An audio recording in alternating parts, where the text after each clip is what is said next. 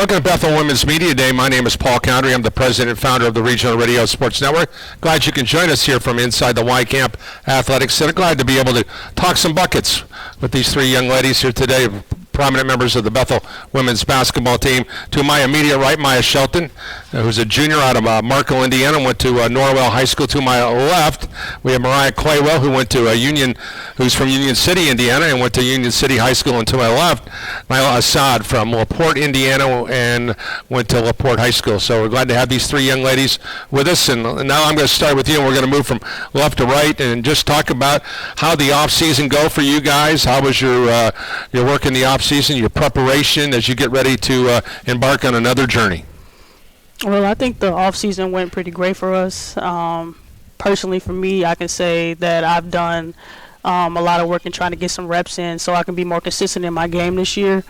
Something specifically that I've worked on is trying to sharpen like my mental aspect of the game this year. Basically, number one, just focusing on things that I can control, moving on from my mistakes, and trying to be present in every aspect just so I can be more consistent and rising up to the challenge and being present when I'm here with my teammates. Mariah, how about you? What was your take on your summer workouts, and do you feel that you grew a lot during the summer? I definitely think that coming into my sophomore year, I definitely spent a lot more time in the gym than I had at all in my career. So I definitely took a lot of things into account. I wanted to learn from my freshman year and really focus on the things that I needed to work on, more like specifically ball handling, and I started playing post towards the end of the season, so I really had to further my game, and I spent a lot of time in the gym, a lot of time lifting, shooting. I had a couple of trainers too, so I definitely spent a lot of extra time in the gym this summer, and I can say so far it's definitely paid off. Maiah Shelton, how about you? How was your summer workouts? And I know you're bouncing back from an injury, so you probably did a little bit more extra work knowing your competitive nature. Yeah, I definitely took this summer seriously, really got into the gym, attacked things. I tried not to switch things up too much other than what Coach wanted me to add to my game with some floaters or step back, stuff like that.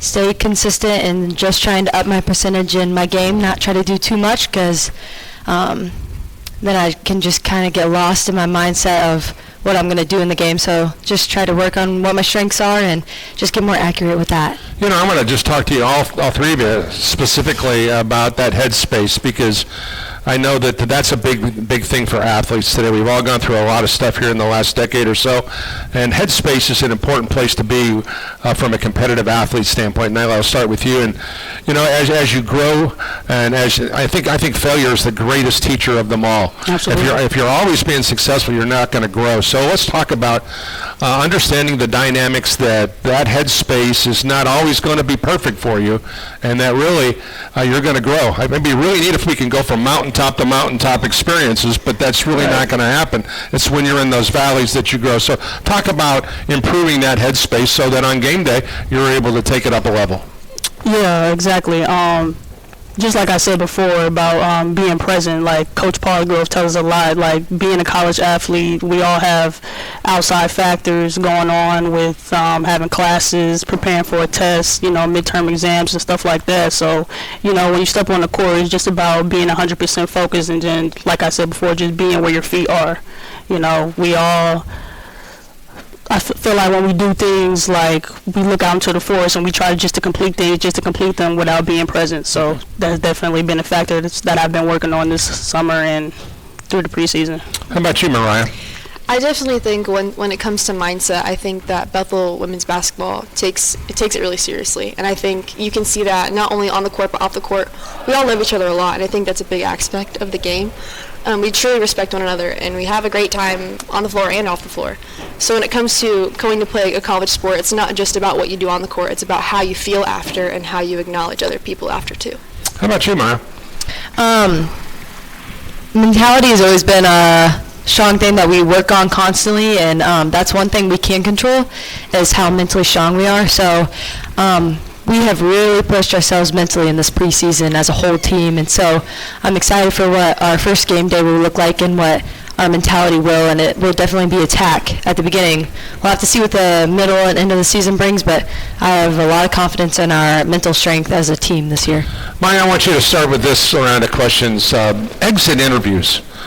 for coaches. I mean, everybody wants to close out the season. They have that exit interview with their players, especially if they're coming back and saying, hey, this is what I want you to work on. These are some of the dynamics that we need to be engaged with as a team. So I want you to take me back to the conversation with Coach Paulsgrove during your exit interview and going through all those dynamics and taking everything that he says to heart. Yeah, we really had to reflect on me becoming a point guard last year, and so that was a new dynamic for me mentally and physically. And so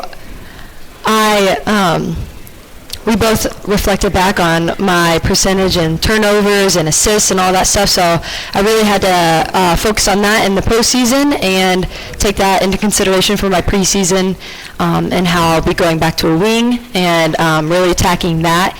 And we reflected on me as a leader mentally and how my presence can be better known this season. Mariah, I want you to walk me through the exit interview after the season, and obviously Coach is probably not going to spend a lot of times on wins and losses, more as it's personal, mental, and I would say, knowing Scott the way I know, even your spiritual development. So can you speak to those things? I came into my interview with Coach with a boot on, actually. I had a really serious ankle injury towards the end of last season. And so a lot of that was, our conversation was, what are you going to do with your ankle over this summer, and how are you going to focus on that, as well as giving it to God and allowing Him to lead you through this process as well. So I found our exit interview to be really beneficial, and a lot of it honestly was about basketball, but it was about so much more. It was about my relationship with the team, how I was going to build off that, how I was going to become more of a leader in this next season. I took on a decent leadership role my freshman year, but he just wants me to grow on that, and that was a big thing we focused on, was how can I improve not just athletically, but physically with my ankle and also mentally as a leader. All right, Nyla, talk about that exit interview. I know for you, I mean, you're the KG veteran of this group, so you've been around the block. You've been through some coaching changes. We'll talk about that momentarily. But where were you after the exit interview? I was in a pretty good space. I felt like me and Coach really talked about, like Maiah said, like with the turnovers and being more consistent in my game. So I really tried to work on that over the summer. And another role that I do want to take on this year is being more of a leader. I know I am much like a spark plug for this team. So just putting in that work on the floor and off the floor, and being a presence for my teammates is really what's going to help us this year. I want you to talk about working with Coach Paulsgrove. Mariah, I want you to start this round of questioning out, because for you, I mean, he came in and he recruited you to come in to be a part of this program, and obviously the other two gals understand the dynamics.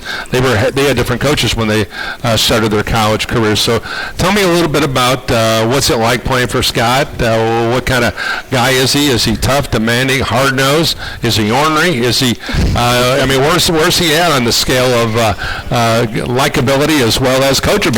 I'm so glad you picked me to answer this question first, because if anyone knows me and Coach Paulsgrove, we're pretty tight and we like to bicker a lot, but we keep each other on our toes. I will say that coming in as a freshman, I was not nervous, but I didn't know what to expect, because I was recruited by their last coach, and so he didn't know who I was and I didn't know who he was, and we were literally just thrown in together with at the same time.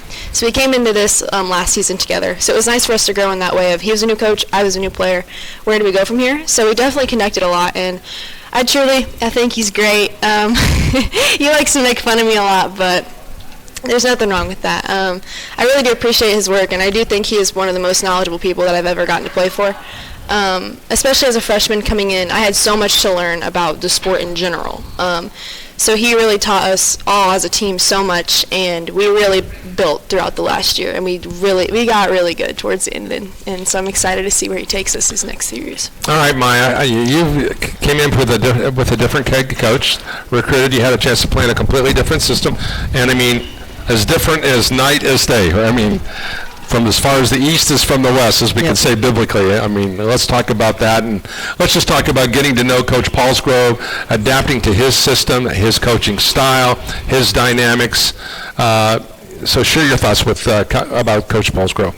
Yeah, I was super excited freshman year, honestly, to just come in and get some playing time for that. And then going for from that to Coach Bowlesgrove, it was another great opportunity to get back to some fundamental basketball roots and start with structured offense and defense and get back to the fundamentals of basketball in general and really just elaborate on my game and the game in general. Instead of having to just go 100 miles per hour, we just got to settle down, kind of get some groove going and get some confidence back and actually play at a different level, at a different speed. And I really matured in that. That was probably the best thing, was the maturity level going up probably 20 levels right there.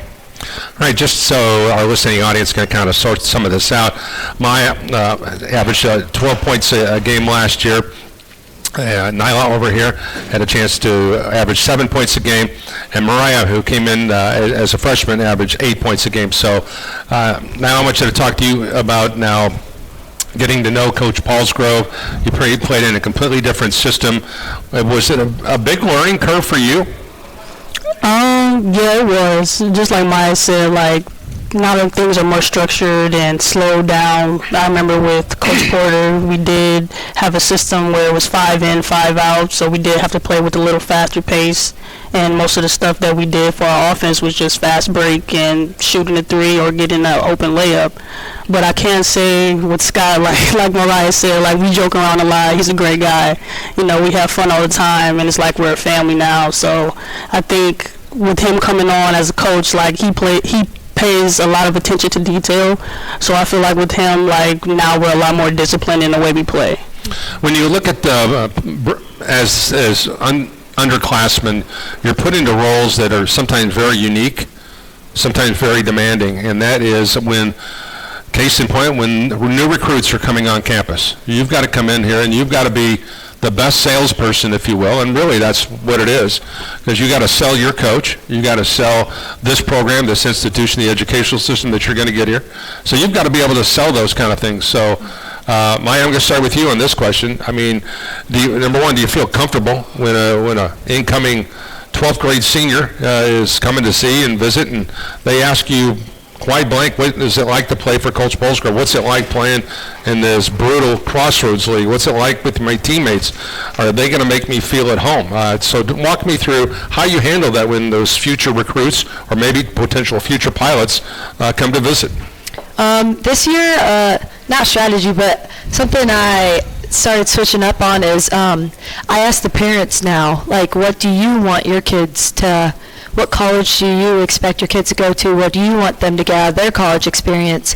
And then I go to the athlete or the potential recruit and I ask them, what do you want as a team? What do you want spiritually? What do you want academically? Because basketball is just a fraction of our lifetime, and our academics are what drive us, and same spiritually. That's a whole another story I could get into. But I really just attack the family approach because our family influences us a lot more than people really realize, and I think other schools don't access that enough, is the family portion of what our team brings and then what we take into consideration of the potential recruits' family as well. That's a great point. Mariah, would you like to piggyback on that particular thought?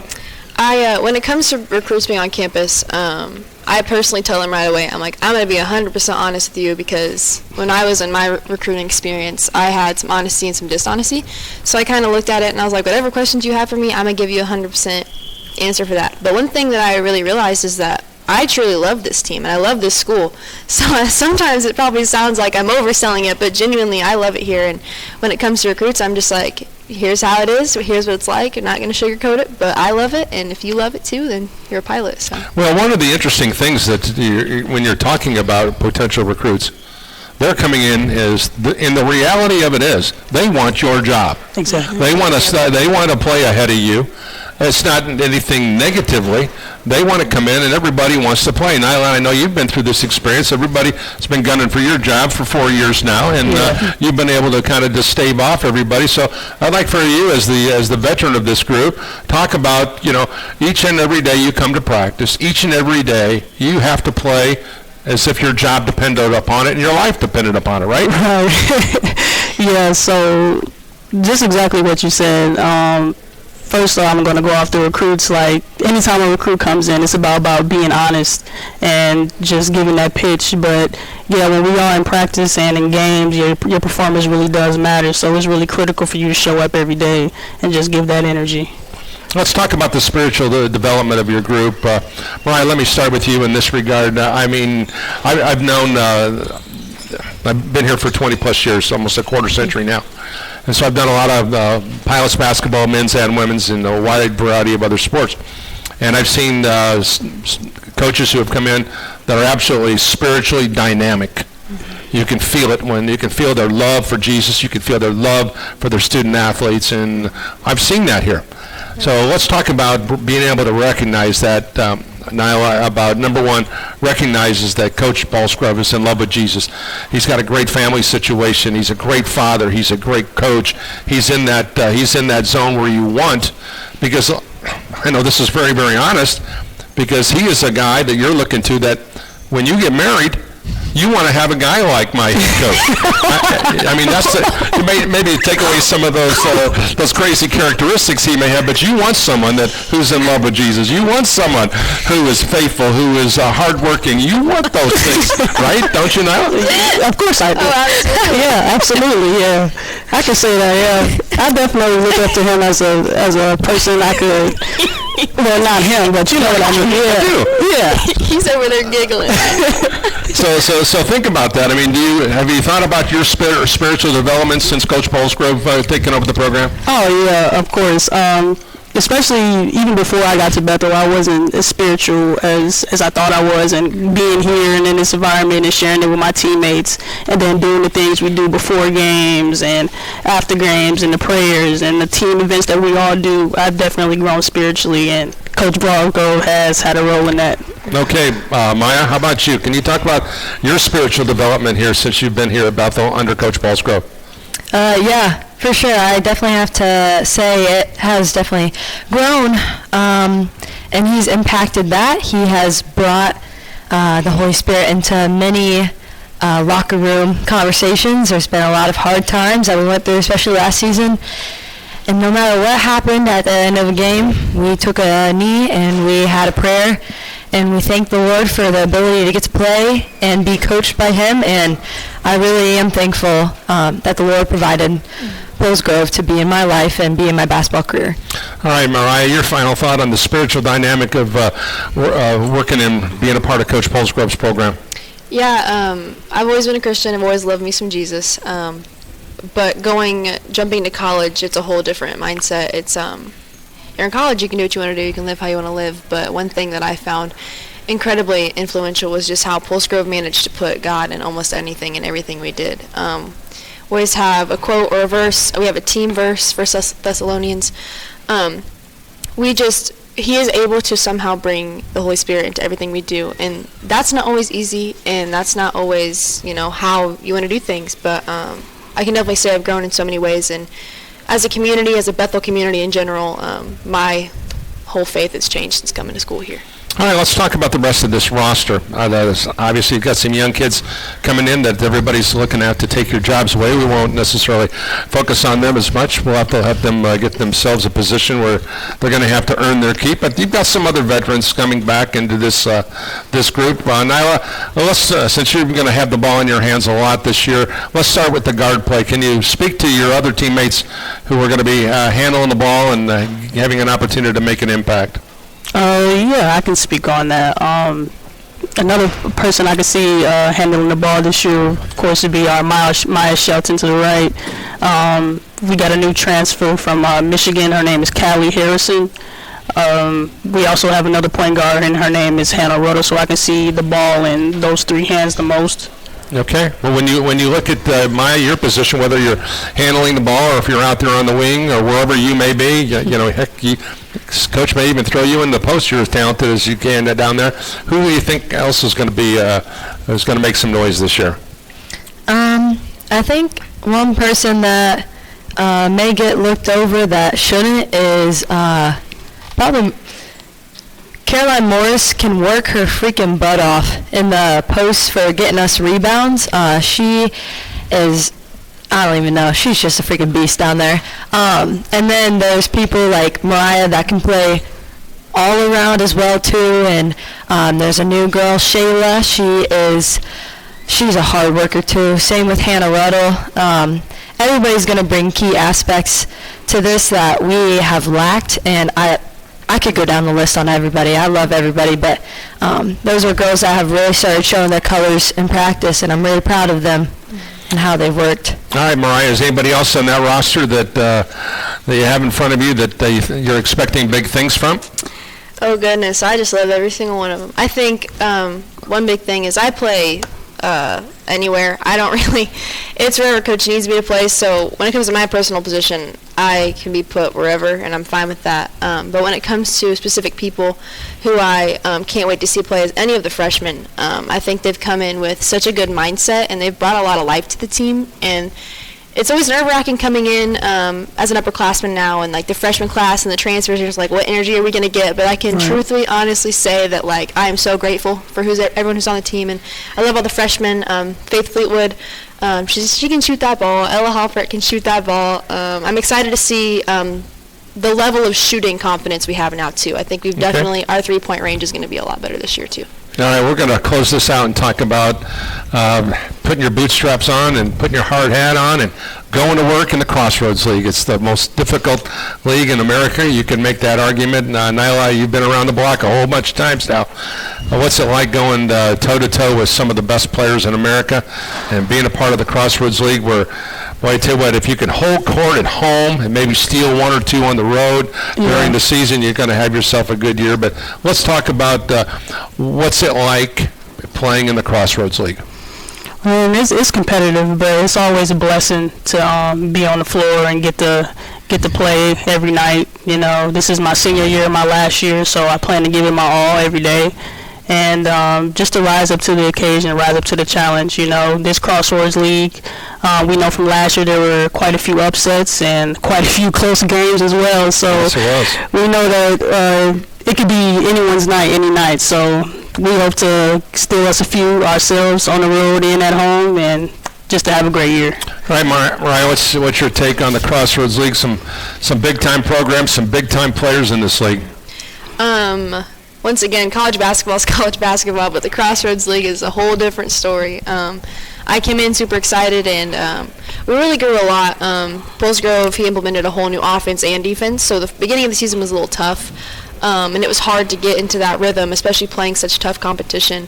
Not only that, but it's honestly, like Nyla said, a blessing to be on the court every day. But towards the end of the season, you could really start to see us work, and you really got to see our team and what we could do. It really started to come together, so I'm really excited for this next season because we're going to make some noise for sure. All right, Maiah Shelton, your thoughts on playing in the Crossroads League? I think it's a blessing. Like everyone said so far, it's amazing to have this opportunity to get to play outside of high school, and I think it's a bigger blessing that I get to play some opponents that I played in high school previously too, that I had the opportunity to play against them in great competition there, and I get to keep playing them here, and that's another blessing in disguise that not everyone gets to talk about. And so I think Crossroads it's a bigger beast than people talk about or can realize, but it's amazing. Final thought, interesting for you guys because Jasmine Elliott has moved up to be a full-time assistant coach, and I know that Scott relies heavily on her and her interaction with you guys. Maiah, what's your take on Jasmine moving over a chair, if you will? She is definitely 110% for this team. Love her energy and what she brings in encouraging us. She's that sister aspect, but we still respect her as a coach, and she demands that respect as she should. And practices are not the same when she's not there. And she actually had the opportunity to do a couple practices by herself because coach was gone this last weekend. So that was really amazing to get to see her step up and put her big girl pants on. There you go. Mariah, your thoughts on Jasmine taking up another chair?